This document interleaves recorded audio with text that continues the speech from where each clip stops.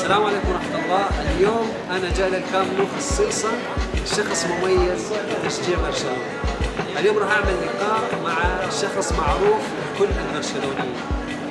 راح نسأله كيفية أو خلف الكواليس ما يقوم به من تصوير البروفايلات الآلاف، حرفيا الآلاف أو مئات الآلاف من متابعين في الوطن العربي.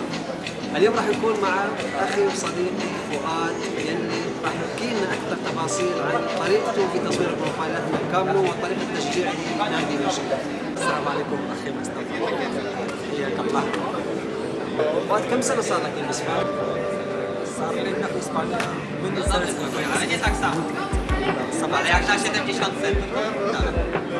ريت تحدثنا عن بداية استلامك لأي صورة من أحد المتابعين عندك لحتى تصور له وبعدين تبعثها. طبعا أنا حسب ما شفت إنك تعمل فيديوهات وكل واحد له صورة هو يقطع من الفيديو الصورة وياخذها بكثرة الطلبات. ليش تحكي لنا عن هذا الشيء؟ عندنا مجموعة مخصصة نتكلم نضع فيها قدر بعدها صور الجميع ليس لشخص واحد.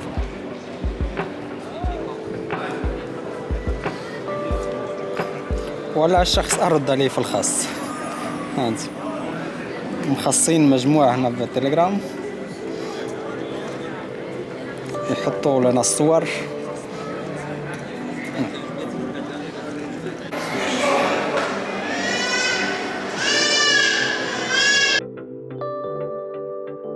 فؤاد، تقريبا كم عدد البروفايلات اللي صورتها كل هاي الفترة تقريبا؟ عندك إحصائية؟ بالمجموعة حاليا أكثر من 50,000 صورة. 50,000 صورة. أنا طبعا ومن قبل كنا نصوروا بالواتساب. كنا نواجه مشاكل كثيرة بالواتساب، واحد يتصل عليك في نص الليل، واحد في أي وقت يتصل. للأسف مع أنه أنت مثلا تنزل منشور أنه يا جماعة اليوم في تصوير اتبعوا هاي الخطوات، ومع ذلك في لا تعطي أهمية، وليس واحد واثنين، يعني كأنه عشرات أو مئات. نسبة كبيرة لا تسحب، تريدها سهلة، تصور له وترسل له بالخاص. للأسف صعب يعني. حتى لو مدفوع نص مصيبة، يعني شغل مثلا الواحد خيو يتعب انه شغل ولا مرة ولا تقديت ولا سنت. في ناس تحب تدعم ولكن ما نحبش. لا انا نعمله اكيد، بس انا معنى الكلام انه لو هو مثلا كان شغل يحق للزبون انه يطلب يتدلل يعني، بس انه مجانا وخدمة ويأتي فوقها يعني يحب يطلب منك طلبات ويتصل مثلا بأوقات غير مناسبة، لا هذا الشيء سلبي جدا.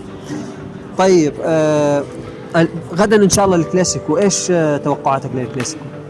اتوقع 2-0 لبرشلونة. 2-0 مع انه غياب بيدري ديمبلي صعبة شوي. بالاونه الاخيره وبالاخص حسب ما اتذكر من الريمونتادا ضد باريس سان جيرمان وتاهل وملاقاه يوفنتوس الايطالي والخروج، بدات الانتكاسات. مباراه ليفربول ومباراه كثيره يعني للاسف برشلونه كان فيها الاقرب للتاهل، لكن حظ سوء إدارة من المدرب، الله أعلم. حسب ما شفنا برشلونة يخرج بطريقة يعني للأسف مؤسفة، وكما نعلم الشحن بين برشلونة وريال مدريد، فللأسف يعني ذكريات مؤلمة لبرشلونة. ماذا ينقص برشلونة للفوز بدوري الأبطال؟ دفاع جيد مثل أراوخو. أنت شفت غياب أراوخو، غاب برشلونة خرجت من الأبطال. من الأخير غياب بيدري، برشلونة خرجت من اليورو. يعني الغيابات هي اللي تأثر على الناس. تأثر يا أخي، ما عندهمش بديل يا أخي. سيرجيو روبرتو ما ينفعش يكون لاعب في برشلونة يا أخي. صحيح للأسف. فيران توريس مثلا برشلونة لازم لاعبين قويين يعني. صحيح للأسف الإدارة يعني للأسف ما قام تدعم النادي، ويعتمدون دائما على أبناء النادي يلي هم لسه ما عندهم خبرة أصلا يعني للأسف. بالمقابل الفرق الثانية حسب ما شفنا لديها عناصر بكل مركز أو بدائل أصلا أقوى من بدائل برشلونة، مثل بدائل ريال مدريد نقولوا صراحة. صحيح من دون من دون خلينا نكون واقعيين. عندهم دكة قوية، صحيح. بعضهم يكونوا أقوى من اللي متواجدين في الملعب. صحيح، تحس فريق ريال مدريد مخصص لدوري الأبطال وليس للليغا، ولكن وقت يلعب مع برشلونة يتغير. في فعلا شيء غريب يعني. طبعا غدا نشوف. أنا حسب توقعاتي راح يكون تعادل 1-1 إن شاء الله. وأنت 2-0 صح؟ أنا تعادل إن شاء الله يصير، أما أنت ما عندكش إن شاء الله. 2-0 لبرشلونة. نشوف. محمد كم النتيجة تتوقع؟ 2-0 لبرشلونة. ليش في عندكم ثقة يا أخي؟ أنا أكثر المباريات اللي شاهدتها بالكامب نو انتهت 2-0. طيب أكثر المباريات. خلاص هالمرة هاي 1-1. أول مباراة شاهدتها بالكامب نو ضد ألميريا انتهت 2-0 2007. جميل.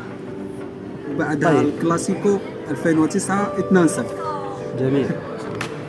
فؤاد، هل عندك افكار جديده غير تصوير البروفايلات؟ مثلا تشوف مثلا ممكن فيديوهات مخصصه لاشخاص يراسلونك عن خاص، بعث لي فيديو وممكن تستفيد منه ماديا، ممكن هذا الشيء ولا لا؟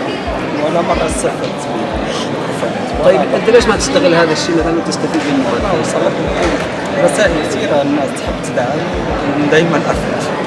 هذا من يوم فتحت حساب فيسبوك دائما فالو بالمجال. جميل.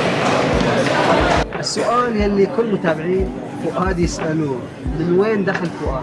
هذا السؤال انت تحب تجاوب عليه الجمهور بطريقتك انت الخاصة، او اذا ما تحب تجاوب على راحتك. دائما يكون ردي في التعليقات اكل نوم تجوال. هذه المرة كلكم الصراحة. احنا جايين مشان الصراحة. انت تعرف الجيد يعني.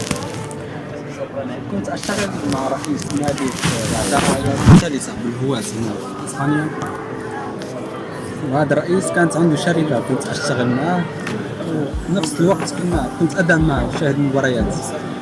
بصراحة اغلب المباريات كنت اذهب انام في الملاعب، مباريات مملة صراحة.